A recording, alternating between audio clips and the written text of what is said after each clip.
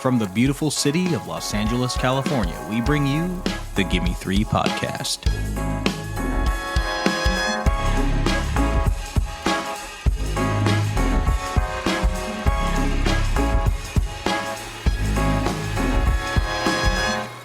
Welcome back, cinephiles, cinema lovers, and movie appreciators to the Gimme Three Podcast, your go-to movie podcast, the one where we choose 3 films connected by one theme. I'm your co-host, Bella of Stratus, and I'm joined as always by my extraordinary co-host, Nicholas Ibarra. Nick, how are you today? I'm doing good. I'm doing well. I'm a little tired, but I'm a good tired. Got to be on set this past weekend for something I directed, which was really fun. Shout out to my entire cast and crew. They absolutely killed it. But I'm feeling good. I'm feeling ready for this, I'd say, very important episode here in this Women's History Month. Absolutely. Yeah, we're getting into it. You know, I'm fired up for many reasons today. One, we're recording this episode on Oscar Sunday, aka my Super Bowl. So pretty fired up there. But, you know, I was thinking about it in the context of this episode as well. And I love the Oscars. I'll admit it. I've loved it since I was little. The movie stars, the red carpet, the jokes and the drama. I just think it's all good fun. But the acceptance speeches have always been the part that brings me back each year. You know, when the winner gets up on the stage and accepts their award, I can't help but get emotional watching, you know, what is possibly one of the most surreal moments of these people's lives and a moment that they've probably dreamed about for years. And then I also absolutely love when people get up there and actually use the platform in that moment to speak out on issues here in the US or around the world. And sometimes it can actually restore my faith in humanity for a moment, especially in these dark times. Or at the very least, you know, reinforce my belief that movies have the power to change the world and all that good stuff. And all that good stuff. But, you know, the Academy Awards are not perfect. Every year there are major snubs, deserving artists who are left out of the race. And, you know, for example, so many women have historically been left out of some of the biggest categories like Best Picture or Best Director. I think this year we have only one woman, Chloe Zhao, nominated for director this year for Hamnet. And so in today's episode, we're talking about a woman who wasn't just left out of the Oscars, but completely left out of film history for a long time. Yeah. If you've ever taken a film history class or, you know, found yourself down a YouTube rabbit hole, learning about the origins of cinema, you've probably heard the same names come up again and again, like the Lumiere brothers, Thomas Edison, D.W. Griffith, Georges Méliès. These are some of the men that are most frequently credited as the fathers of cinema. But there's another name, another pioneer who really helped shape the language of film, and yet her name was missing from film history books for decades. And that name is Alice Guy-Blaché, the first woman film director, a studio head, and one of the earliest filmmakers to experiment with narrative storytelling on screen. Nick, had you heard of Alice Guy-Blaché before this episode? Before this episode, yes, but not nearly as early as I should have. I think I learned about her, discovered her, you know, within the last 5 years or something. Yeah. As I was going down like a YouTube rabbit hole of silent films. And It was really shocking to kind of learn about her and see the breadth of her work, and not only the breadth of her work, but just the artistry of her work and how early her artistry presented itself. And it's like you mentioned these other names, and I'm not taking away anything from those other names and their contributions to cinema. But Alice's work seems to just, you know, with the exception of Méliès, you know, she feels like such more of a director. There is such an artistic point of view. There's so much creativity there. There's so much inventiveness. Hilarious films. So yeah, not taking anything away from, you know, the Lumiere brothers or Thomas Edison, their contributions to cinema and what they've done Right. for it. But Alice Guy feels much more like a filmmaker. She has a much more of a cinematic eye, a cinematic sense, which is even more impressive when you think of like, how does she have a cinematic sense when there is yet no cinema? Right. Yeah, I agree. When I started watching some of her shorts on YouTube, I was like struggling to comprehend with how old they are because they felt so ahead of their time, or like obviously in like the way she uses the camera and everything, but also just like the comedy. She was so funny. Yeah. And it was like more than slapstick as well. Yeah. And I couldn't help but feel like I had just stumbled upon something really special. Yeah, and then I was just like fascinated with her story and was really shocked that I had never heard of her, which felt kind of embarrassing. But then, like, learning about how so many people don't know of her, I was like, oh, this is actually kind of just horrible that we don't talk about this person more. Yeah. So, yeah, I was like, I knew we had to spotlight this queen and tell her story here on the Gimme Three podcast. Absolutely. Absolutely. So before we dive into her films, I thought I would give just kind of a history lesson, the missing history lesson on who is Alice Guy-Blaché. So Alice's relationship with film was kind of born out of simply being in the right place at the right time. Her first job was at Gaumont, photographic and optical equipment manufacturing company, which was one of the most significant companies in early film history. And even more incredibly, 125 years later, it is the oldest continuously operating film company in the world. Léon Gaumont founded it in 1895, right at the moment cinema itself was being invented. And Alice worked as a secretary for him, which gave her the opportunity to be in the room for one of the earliest demonstrations of motion picture technology.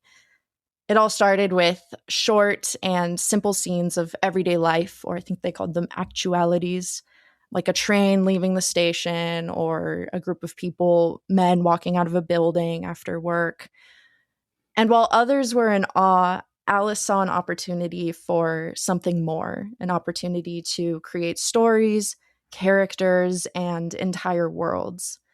So the next day, she asked Gaumont if she could make her own une petite histoire, a little story, and he agreed, as long as it was, outside of work hours. And so was born La Fée au Chou, aka The Cabbage Fairy, her very first film. This was 1 minute fantastical short, shot after hours at work, as I mentioned. And the film features a whimsical fairy in a cabbage patch where she plucks newborn babies from the cabbages at her feet. And yes, actual newborn babies are scattered in with some of the baby dolls peeping out of the cabbages. The short was most likely inspired by a traditional French myth or joke for childbirth, similar to storks bringing babies. One of theirs was boys were found in cabbage patches and girls in roses. So it was a familiar little joke for people at the time. But this little fairy tale experiment, which was lost for many years and later reconstructed from prints found in archives, is actually one of the earliest examples of narrative storytelling in cinema. Using actors, staging, and props was fairly new compared to the static slice of life films at the time that I mentioned earlier. And so with this film, Alice really kind of completely changed the game, paving the path for the future of all these wonderful fictional films that we love today. I'm curious what your thoughts were on the Cabbage Fairy or the Cabbage Patch Fairy. Well, obviously, like aside from its historical significance, as you mentioned, mostly I was just like, God damn, she does not give a fuck about them babies. She's like lifting them up by one arm. She's like, oh, look at this guy. Babies like dangling, crying. I'm like, yeah, fuck them babies. I gasped the way she picked up that baby. We're making history here. Who gives a fuck? Oh, that is so funny. I agree. Yeah, it's a little jarring to watch. But then also just the production design quality. It's so fun to see this like fantastical setting. And then even more fascinating to think about that she was just like doing this like once she got off the clock in between working. And the production design, the painted background, that like garden background that is, you know, behind the Cabbage Patch, and the set was actually painted by this guy Rene something. I didn't write down his name. I just was watching a little documentary piece about it. But he was like a painter of fans. She had all these elaborate, beautiful fans, and this gentleman was a painter of these fans that she collected, and she had him paint the background for her first set. Oh, that's so cool. I mean, it's gorgeous. I love it. Yeah. And I should mention, I forgot to mention this earlier, but there are believed to be 3 known versions of this film as well, which I didn't know when I first watched it. So I think this is the 1900 version, which features the fairy and the 2 babies along with several dolls. There is an 1896 original, likely had that we only know about because it's lost, but we only know about it because Alice has talked about it and described like a couple on their honeymoon and a farmer in a field and all this stuff. And there's no fairy, but we don't have that one, unfortunately. And then there's I think this film tends to get confused with another that's very similar from 1902 called Midwife to the Upper Class. And it has like a wife and a husband shopping for babies from like a baby merchant, basically. And they pick a bunch of newborns out of cabbages as well. And that one has like 10 babies in it. It's pretty hilarious to see. That's the theme she revisits, because in one of the films we're going to talk about, we also got a lot of baby stuff going on, and yes, motherhood and picking stuff up. So, you know how we're kind of having this like this period in cinema where we're getting a lot of like mother movies about motherhood, whether it's, you know, the horrors or the joys of it or both. Right. Alice Guy, she was doing it fucking 120 years ago. Right. She was on that shit. So the short was shown to audiences. It was a success. And especially because, you know, film companies were still kind of trying to figure out what audiences wanted to see. And so when fictional storytelling came into the scene, it was like, oh shit, this is what people want. So Alice went on to direct many more short films at Gaumont. She experimented with different genres, comedy, fantasy, melodrama, as well as early special effects, you know, using techniques like the stop camera trick, which, you know, they would film, stop, change the scene, and it could make people or objects magically appear, disappear on screen. She also experimented with double exposure, reverse motion, and even Gaumont's chronophone system, which was an early attempt at synchronized sound, which was like years before sound film talkies became the industry standard. And it wasn't long before she was essentially running the studio's film department. By the early 1900s, Alice had become one of the most important filmmakers working at Gaumont, overseeing hundreds of productions. But her ambitions didn't stop there. And in 1907, she married cameraman Herbert Blaché and moved to the United States, really right as the American film industry was blossoming. And just a few years later, in 1910, she did something almost unheard of at the time.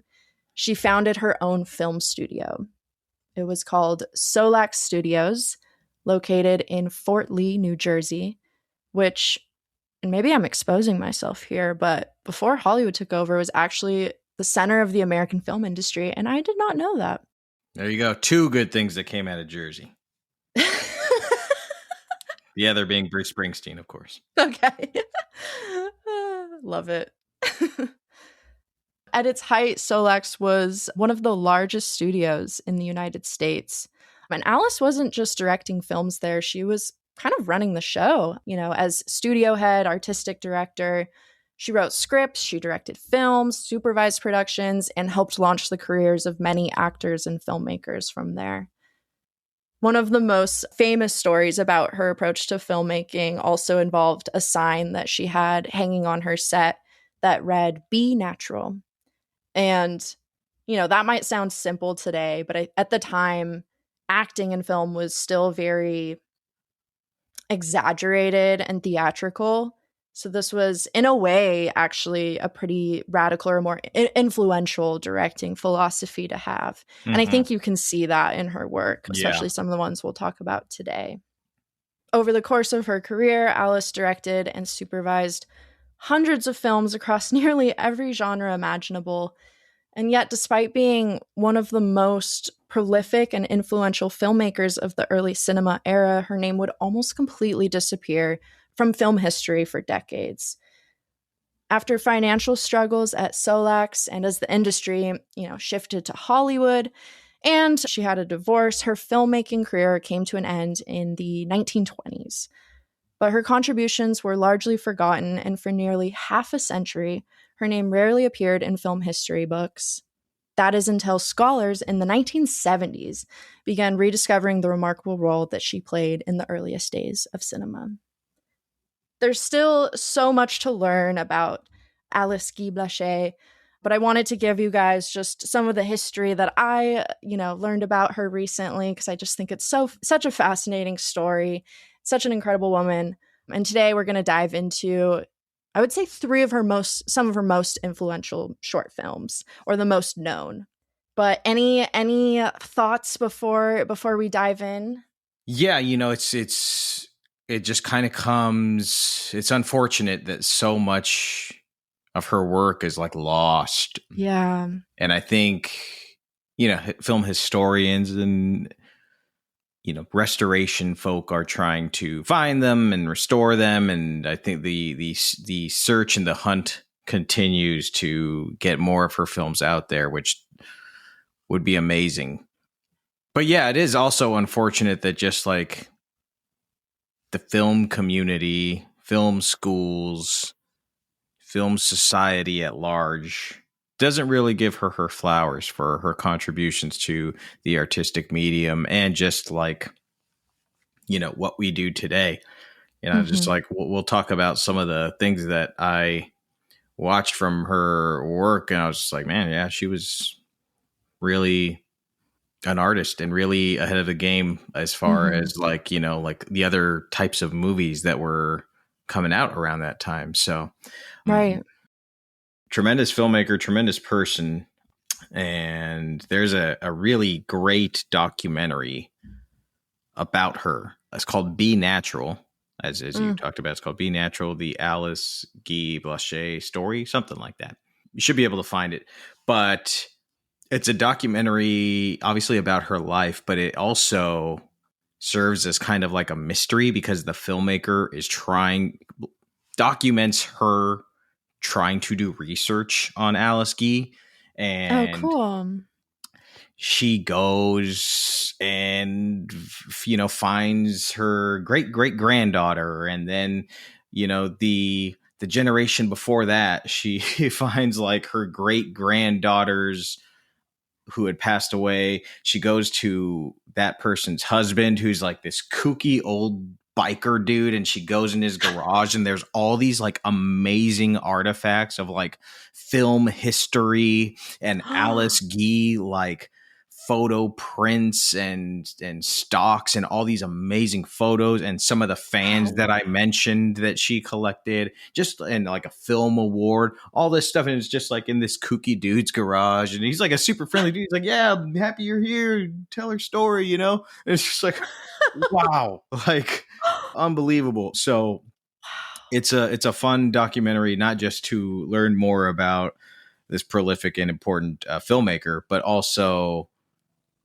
what it took to get this information. And there was an interview with Alice Guy's daughter at one point that was recorded by another filmmaker in the 70s, as you talked about, like when film historians were starting to discover more about her and trying to do research on her. So there's an interview with a daughter, but the interview was recorded on this, archaic tape device. And so the filmmaker goes to like all these different tape houses and transfer sites, and all of them are like, we can't do it. It's too dangerous. Like, we're going to destroy the tape and all this stuff. She finally gets to one place, and they like have to what's called bake the tape. They have to take this tape and like literally put it in an oven to kind of loosen the tape. And then they have to like clean it, and then they can maybe play it. Like, it was a fascinating documentary to watch because you learned so much about Alice Guy. You learned so much about restoration and the filmmaking process and just film history in general. So highly recommend that documentary for anybody who's interested. And anybody who is a cinephile or a film historian should watch that documentary.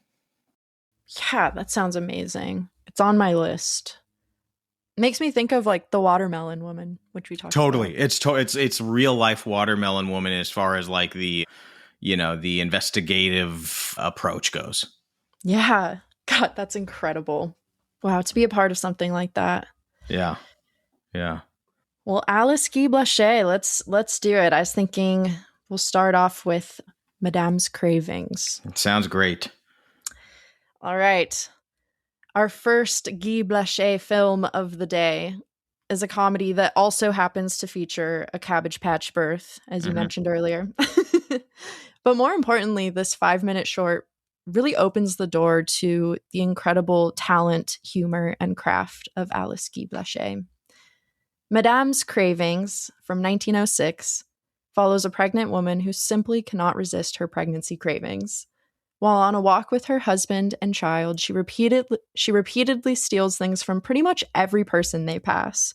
A lollipop from a child, a glass of absinthe from a man at a cafe, a herring from a beggar, and even a pipe from a merchant. Watching it today, I couldn't help but feel it was ahead of its time. It has this experimental, playful energy, and the unexpected sight of a pregnant woman stealing candy from a kid or smoking a pipe is just hilarious and fascinating in itself. But I think the most notable aspect of this film, which we'll get into, is how Alice used the camera to really make us connect with this character. She uses a mix of wide shots and medium close-ups, and this was just one of the films that immediately made me fall in love with her work. So, Nick, what are your thoughts on Madame's Cravings? Really hilarious. I mean, I've seen a lot of silent films in my day, and perhaps with the exception of the main character in King Vidor's masterpiece, The Crowd, I don't think I've ever related to a character in a silent film more than I have with this pregnant woman. I mean, she is just walking around. She's eating everything that looks good to her, which is pretty much everything.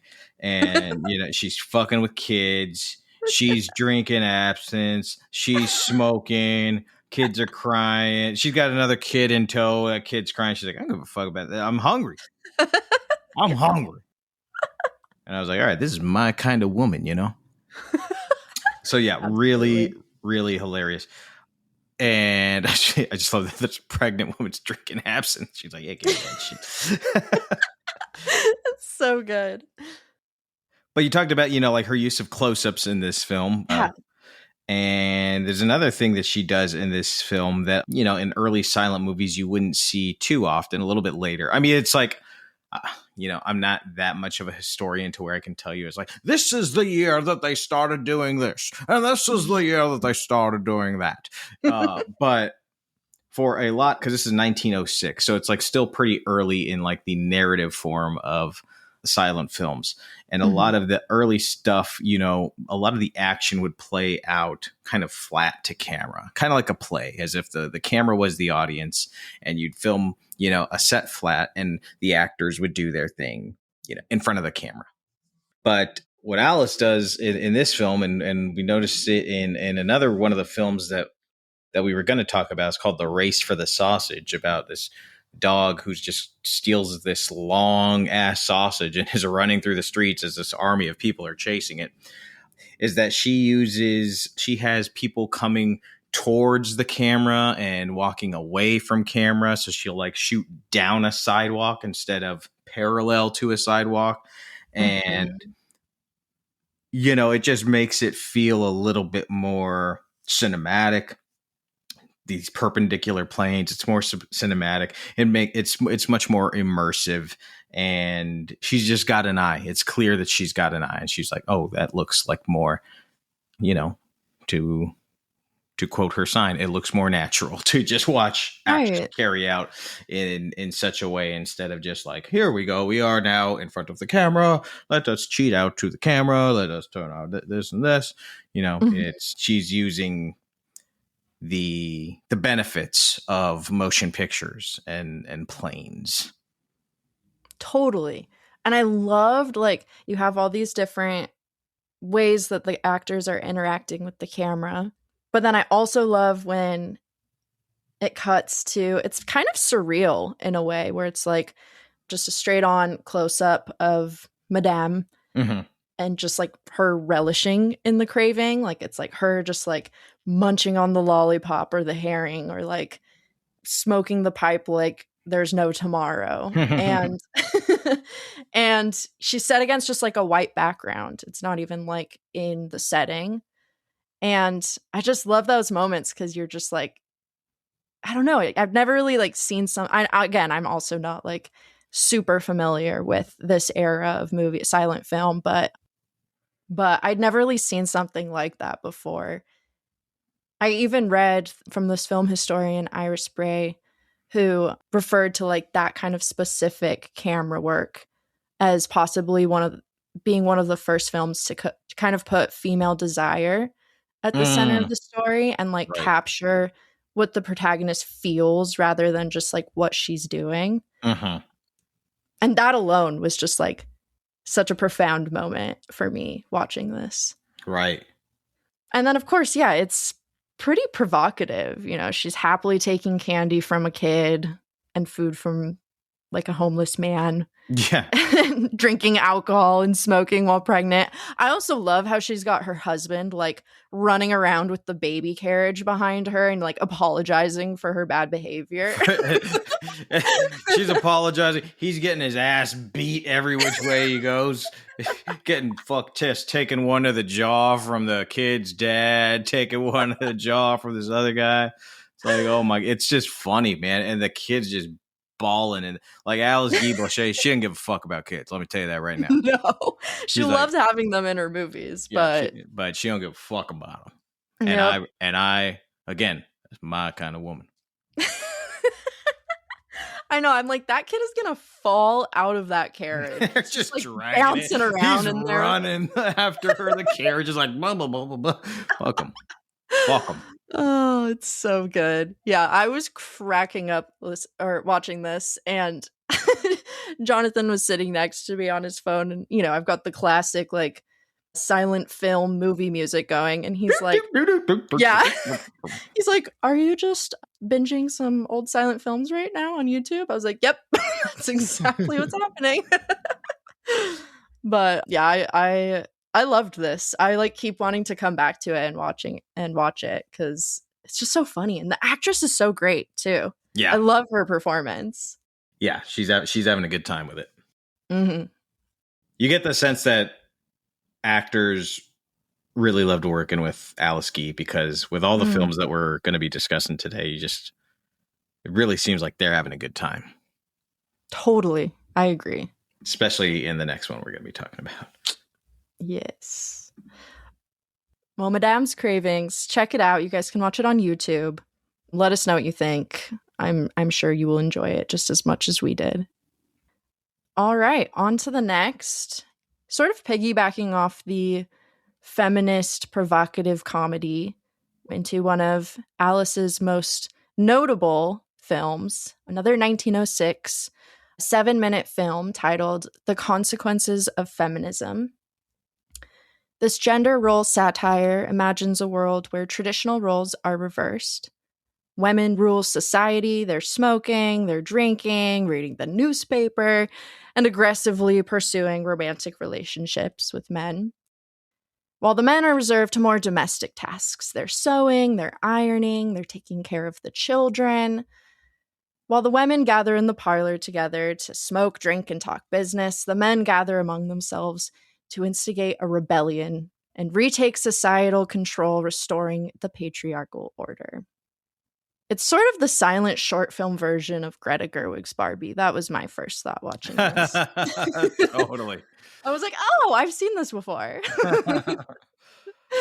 But I think this was like the second one I had watched of hers. And I was just like, man, she does it again. She does it again. She's so funny. This is so amazing to see in 1906. But yeah, Nick, what are your thoughts on The Consequences of Feminism? This is my favorite film of hers that I have seen thus far. It is so creative, and it also, even though it's so early in cinema, it almost stands as like the first kind of spoof or satire film.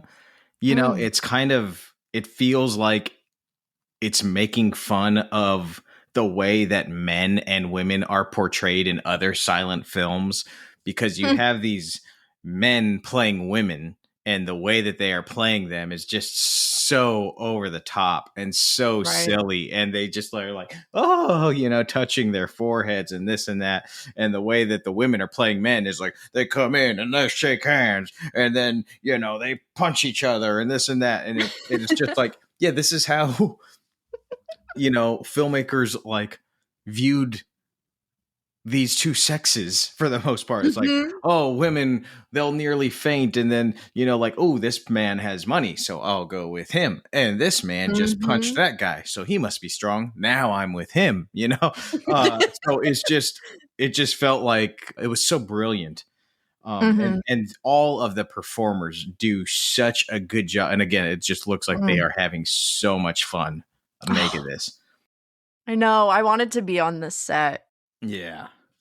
And I would imagine she took down her Be Natural sign for this. Because totally. It is ridiculous. Yeah.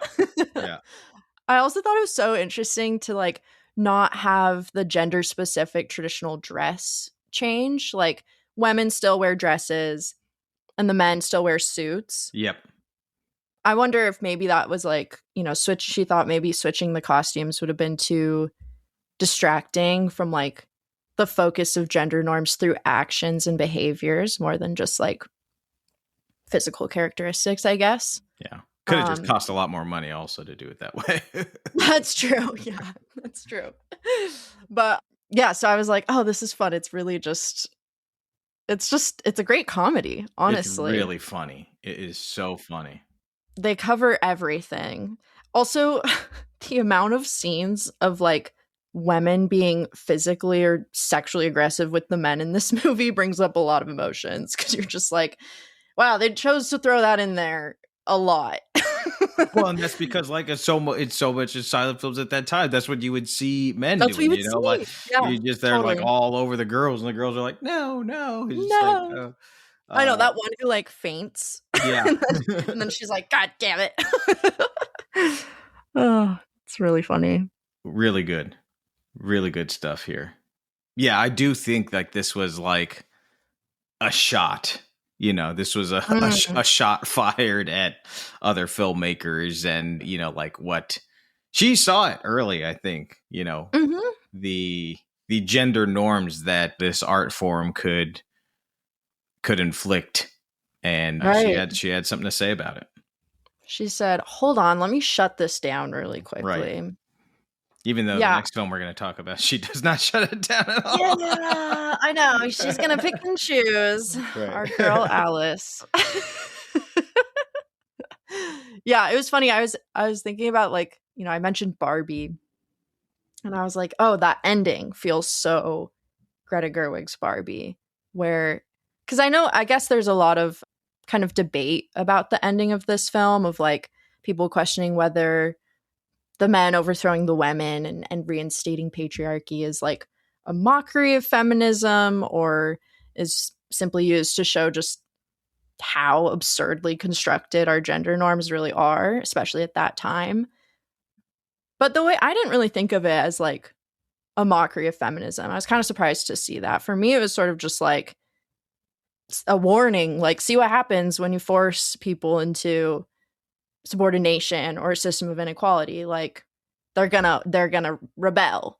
Yeah. Similar to Barbie, where it shows us that, like, this kind of system is not sustainable or like an equal system for anyone. Right. So I thought it was interesting that it's had like other interpretations and maybe more negative interpretations. But so I'd be curious to hear what some of our listeners think of it. Yeah, that's interesting. Yeah, I did not read it that way at all. Right? I know. I was really surprised. And then apparently in 1912, she remade this idea in the US, like I'm assuming with Solax when she moved there. And it was called In the Year 2000.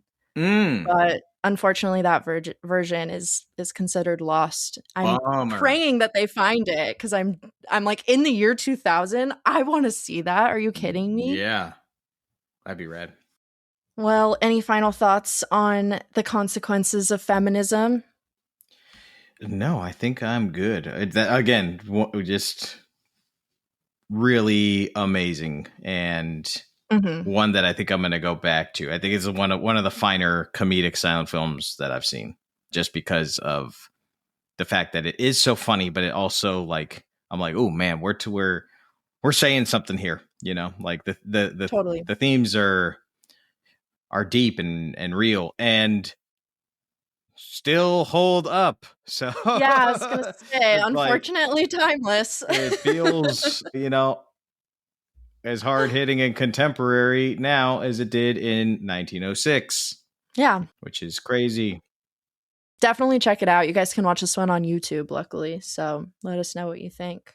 All right, everyone, we're going to take a quick break. And during that break, you'll hear from Gimme Three producer Sonia Maru for what we call Sonia's Movie Minute. We'll be right back.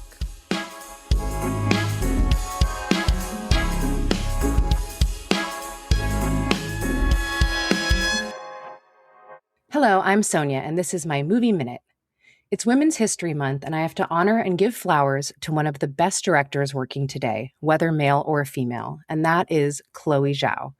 This is airing on Monday, March 16th, so it's possible she may have gone home with her third Oscar last night for her work on Hamnet as either writer, director, or producer. Maybe all of them, who knows? Whether or not she won, I'm sure she was gracious, supportive, and funny all night. I love Chloe's films for their beauty, their honesty, and their ability to be intensely effective while never aggressive or particularly showy. I love how her principles and the things she values are equally evident on screen and behind the scenes. I think Chloe is deeply in tune with the essence of femininity, strong leadership informed by the understanding that living things need to be nurtured and loved in order to thrive. Everything I love about Chloe can be summed up by watching the viral video of the cast and crew dancing in the Globe Theater set during the production of Hamnet. Just watch it and try not to have all the feels. We'll put it in the episode description for you. You can also go back to the Gimme Three Podcast episode number 7 from March 18th, 2024 to listen to Nick and Bella talk about Chloe's first 3 features, Songs My Brother Taught Me, The Rider, and Nomadland. Thank you for your work, Chloe. We love you.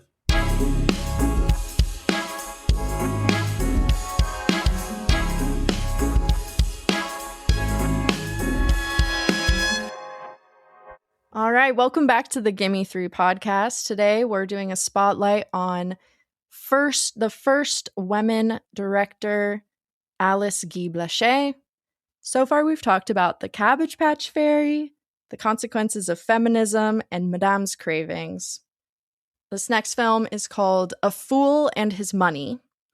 So at Solax Studios, Alice Guy-Blaché continued to make a bunch of social satires and pushed boundaries. And in 1912, she released, again, one of her most notable films, A Fool and His Money, which is also regarded as one of the earliest known narrative films to feature an all-black cast.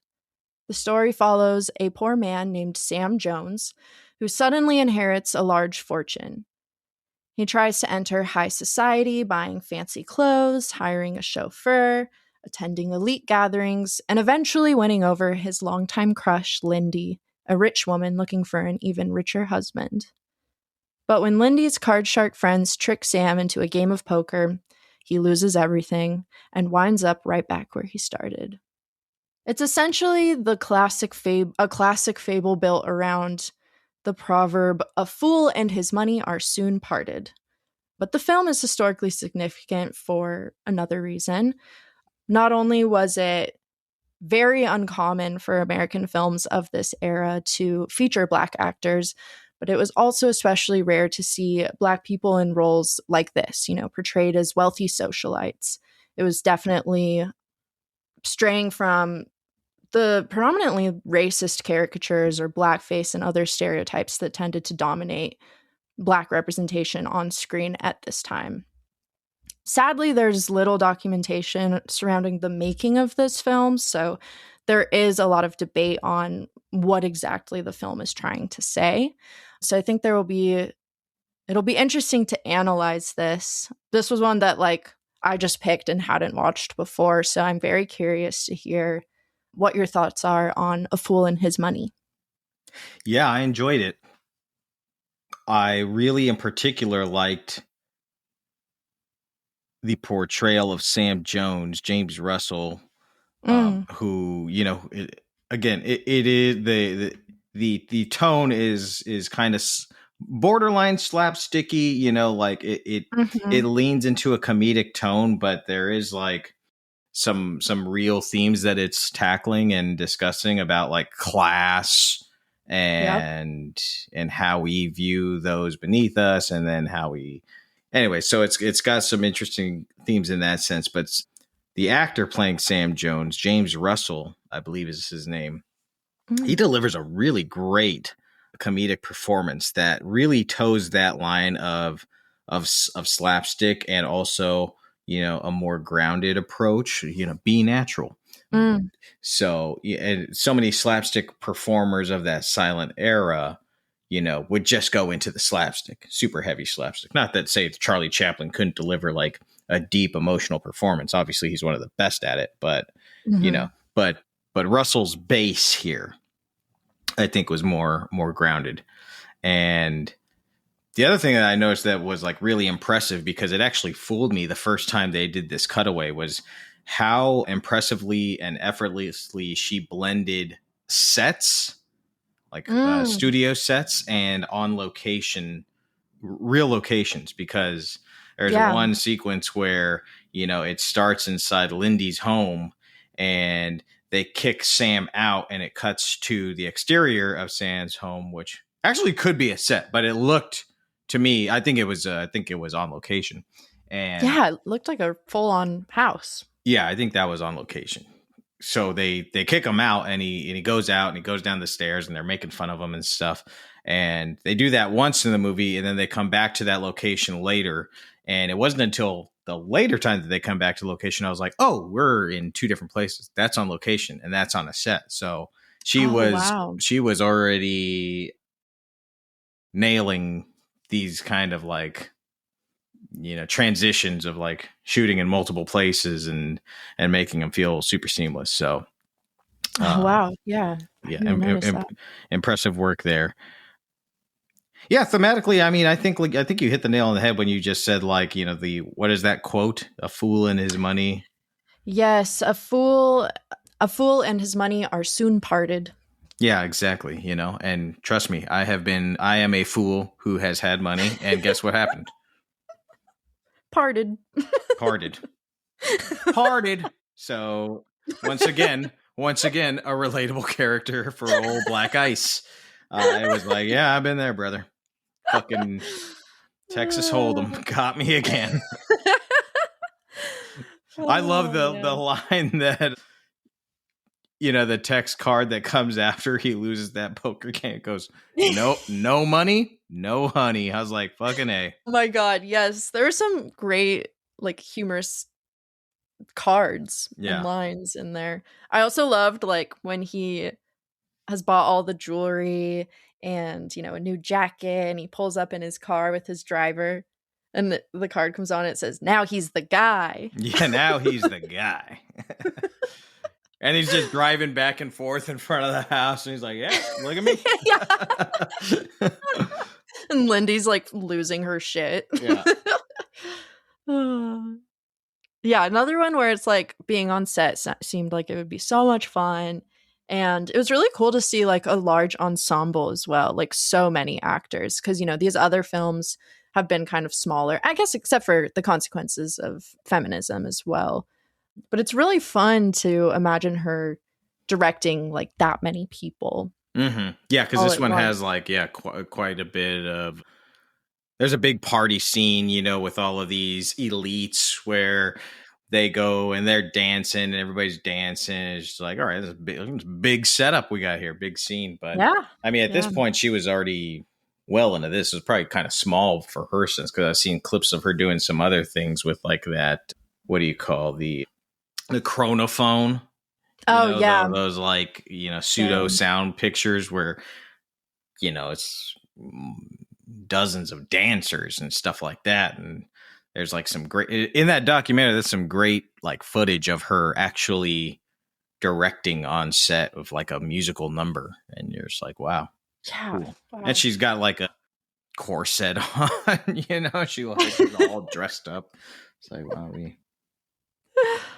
Oh, it's so cool. It's so amazing that we have these. Mm-hmm.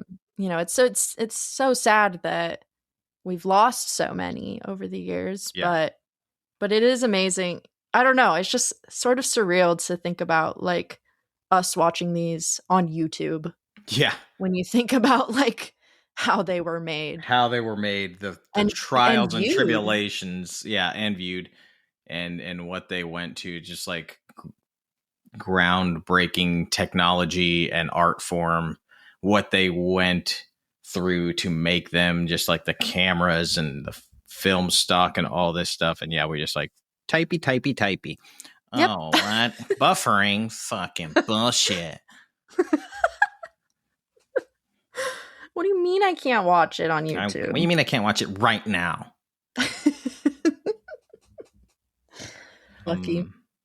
But yeah, it's cool. I mean, like revisiting her work again. I had seen some of her stuff like just a few years ago. It's not that long ago, but you know, it's like her and Oscar Micheaux. Oscar Micheaux is probably more known than she is, but it's important, you know, for female directors or Black directors. In the case of Oscar Micheaux, it's like, you know, we need to be aware that like these people were here at the beginning.